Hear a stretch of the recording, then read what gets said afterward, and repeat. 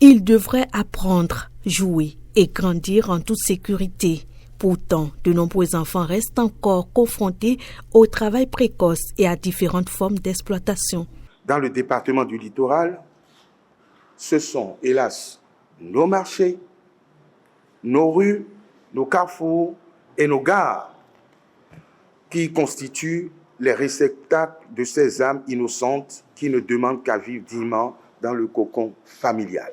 Et cela se manifeste à travers la mendicité, même la prostitution juvénile. Mais dans d'autres départements, tels que le Koufo, les enfants sont présents dans les mines et carrières. Ils concassent le gravier.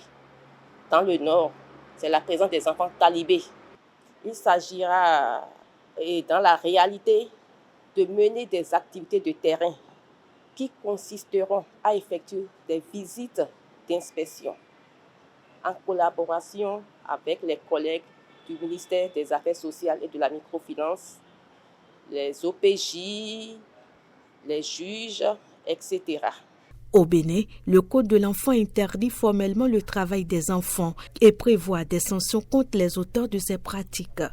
Nos unités mènent des contrôles, des opérations ciblées et des enquêtes afin d'identifier les auteurs, démanteler les réseaux d'exploitation et mettre les contrevenants à la disposition de la justice.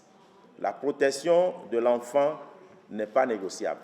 Le travail des enfants expose des mineurs déjà vulnérables à de nombreux risques et compromet leur avenir. Il importe de souligner que derrière chaque enfant au travail se cache une histoire de privation, de vulnérabilité et souvent de souffrance silencieuse qui doit interpeller notre conscience collective.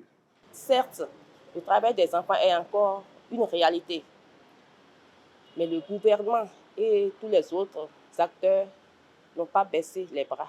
Préserver l'enfance, c'est aussi protéger l'avenir d'une société tout entière. Un combat qui appelle à la vigilance et à l'engagement de tous.